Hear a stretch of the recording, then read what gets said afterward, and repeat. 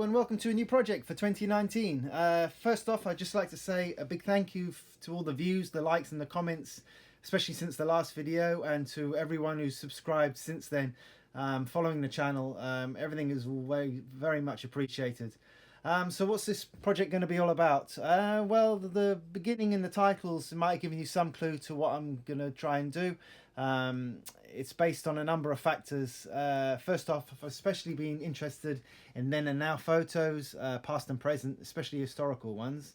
I've bought a few books on the subject. These After the Battle ones especially are very good. Hundreds of photos in each one, depending on the subject that they follow. A lot of information, and well worth a look if you're interested in that kind of thing. The next thing was, I live in an island called Jersey, part of the Channel Islands, a group of islands between England and France in the English Channel. They're only part of the UK during World War II that was occupied by the Germans. And next year, 2020, will be the 75th anniversary of the liberation. And finally, I wanted to do a model that was a little bit different and unusual, something you might not normally see in other dioramas. So that's what gave me this idea to come up with something like this.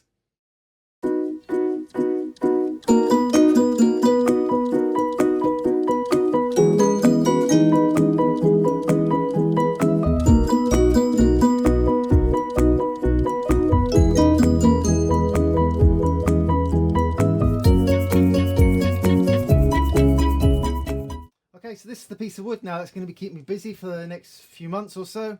Ideally it would be a little bit bigger this size, but this is the only space I've got left in my cabinet now, and then I've totally run out of room, so I've had to keep it restricted down to this size, but it is manageable. And what I've done now is I made a small template to make sure everything fits and where everything goes where I want it to go. So this will be the beach, if you can imagine the beach. And then I will have a seawall and a gun emplacement, similar to what they had in the islands.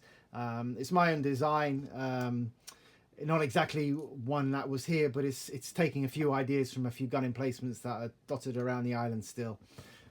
So that will be like that, and I've got the gun, the main gun from the kit that I've got, that'll be pointing out to sea, something like that.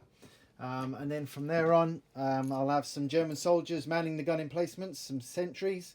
So imagine they'll be spotted somewhere around that area, something like that. They'll be obviously from the war period.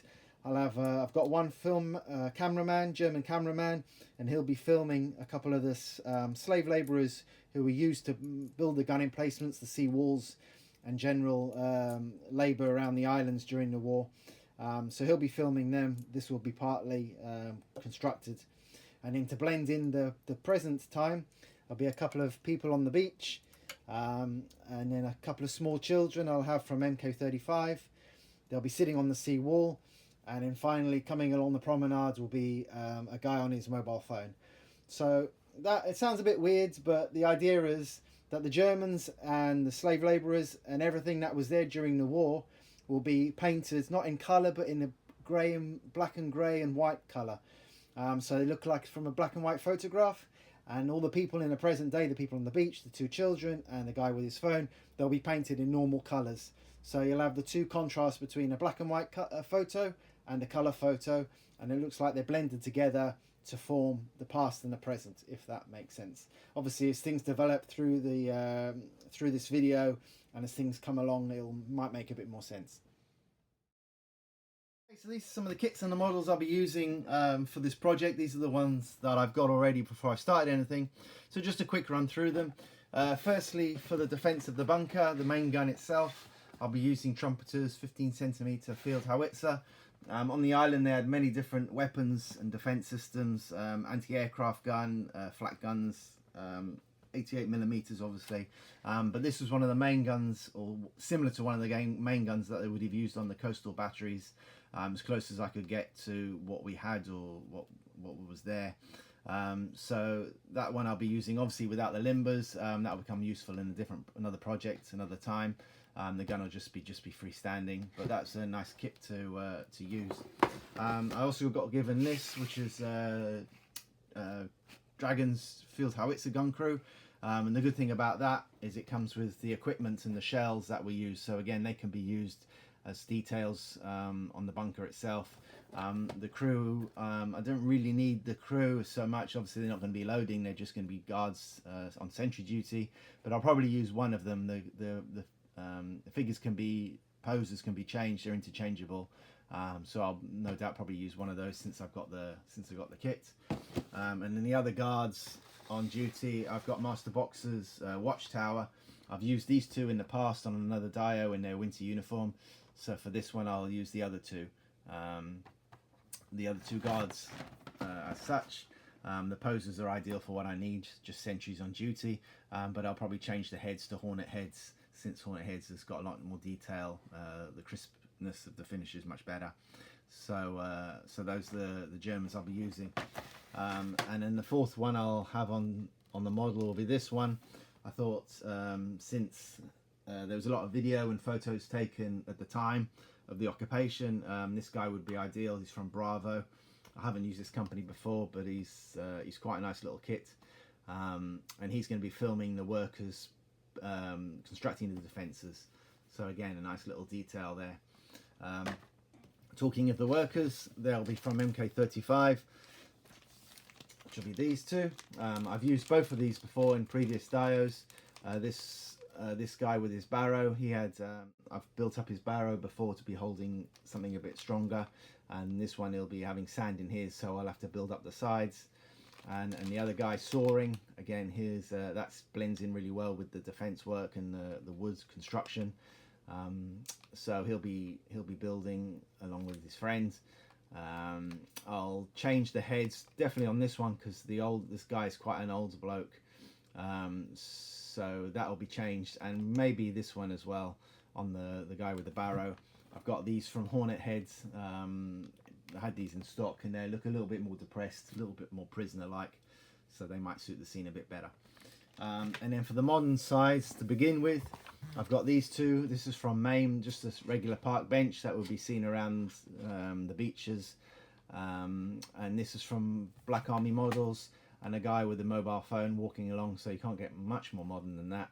The only thing about him, I'll probably change his head. I've got a nicer head that I can use that was in stock again, to suit. He looks, the expression on there is a bit nicer. So that's the start for now. So now I can start building some figures.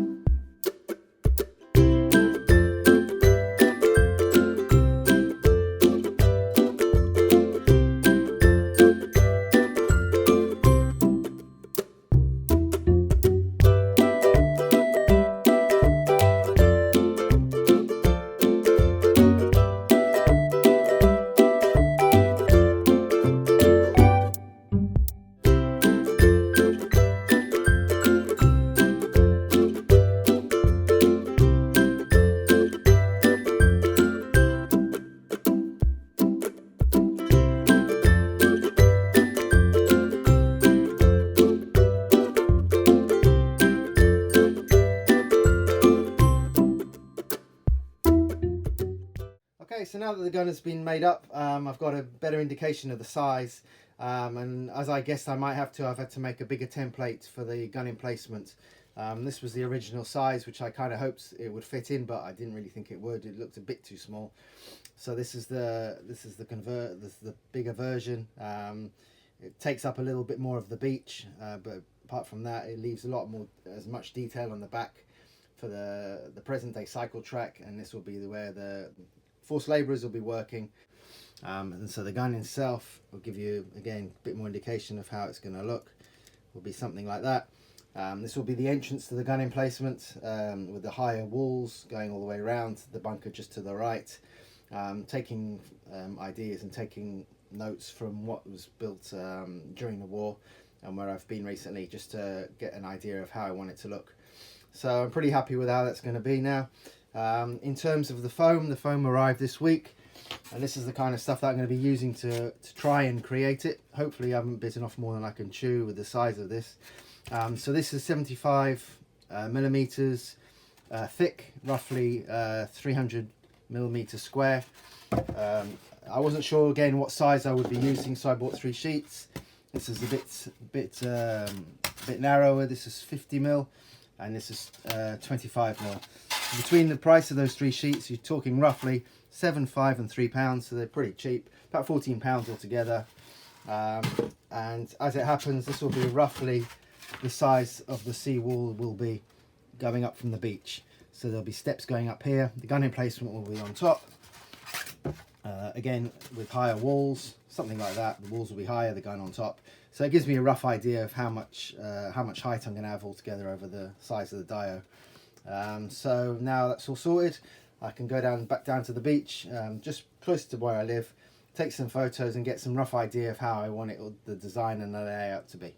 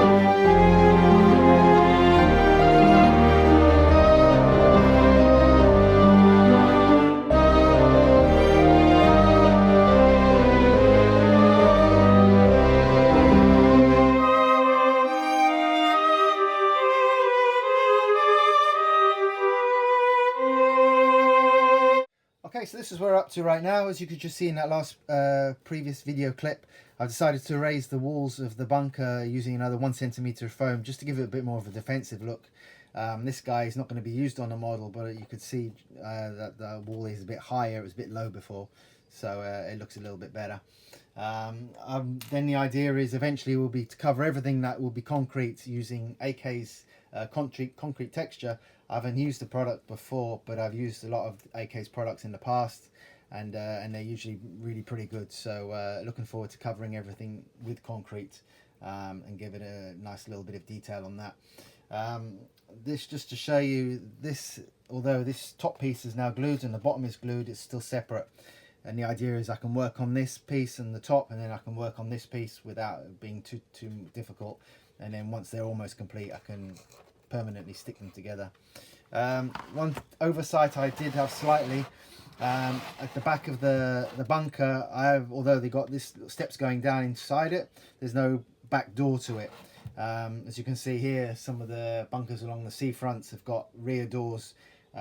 This one here has been concreted and paved over, so there's obviously no more access to it, whereas this one has a small pathway leading down to it, and it's open to members of the public usually once a month through the summer, so people can see inside, obviously. So because I'm restricted with where I can put that, I'll probably use the first one. So I'll probably make a little indent in here somewhere and put the door, and then concrete over the top so you can only see the top part of the door, like the one over here. And then this flower bed will come around further around here. Park bench will be here, and then at least I've got a back door, make a bit more sense. So the next thing to do would start painting the figures.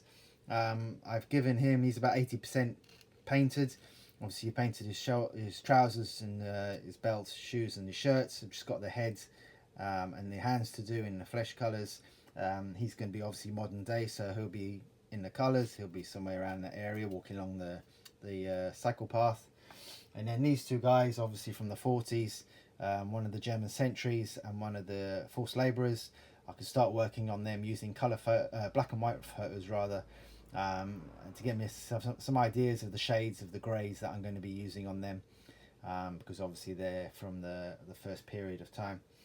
And so another idea I've had is somewhere along on the beach I'm going to add a couple more figures, just to give it a slightly more comical look, as if it's not strange enough as it is. But I'll keep those a bit more of a mystery, and I'll explain a bit more about them in part 2 of this video. So they're still to add.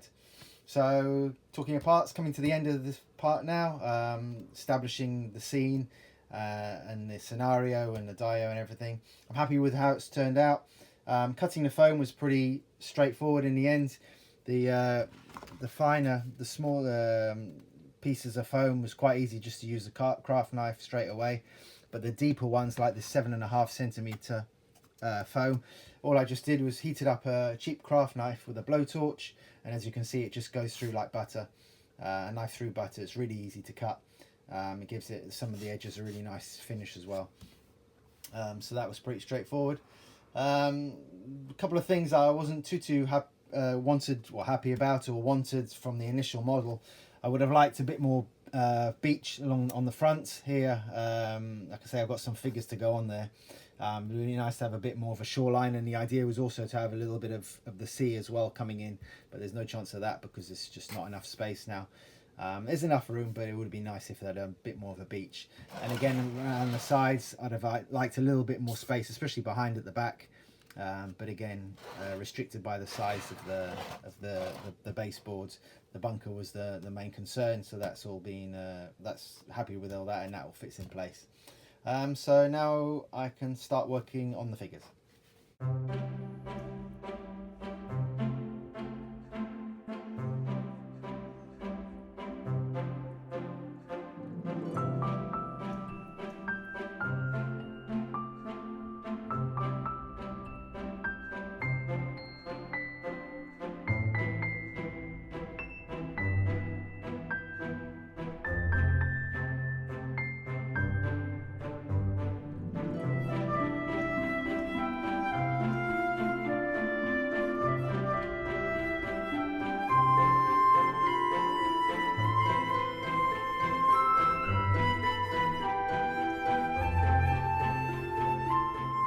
Okay, so what I've decided to do now is try a slightly different tact. I've just got some artist acrylic paints and dark grey, mixed it with a little bit of airbrush thinner to thin it down, and applied a little bit into each of the 7 pots, and then just using some of Vallejo's different shades of grey, stone grey, blue grey for example. Just put a little bit into each pot with the dark grey, mix them around, so I've now got 7 shades of grey.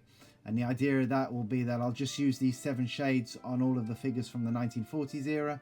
so they all blend in together. You can see that they're from the same time period, and they differentiate from the figures from the modern day. So hopefully that'll work a little bit better than what I've just tried previous. So we'll see.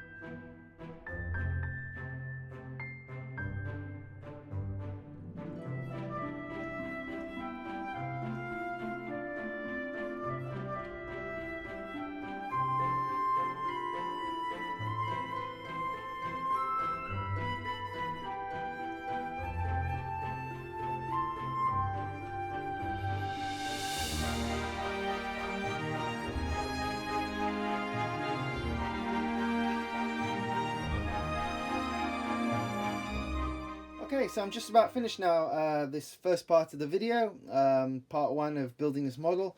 I'm pretty happy with how it's turned out. It's how I'd hoped it would look like. As you can see, I've pretty much finished painting the first of the two figures in the grey shades. I'm much happier painting them now in those 7 shades as opposed to using a number of different colours. They look much better and they blend in with each other, and they'll definitely differentiate once all the others are painted up as well between the past and the present. As you can see, I've added a few of the building site details and accessories. This isn't how they'll finish up, but it's just giving you an idea of what it'll look like. And these, plus the groundwork and everything around it, all the detail connected to the 40s will also be painted in these grey shades, so you'll definitely be able to see the difference. So coming up in part 2 now, I'll start concreting the bunker and everything that was basically concrete, which is pretty much everything apart from the groundwork.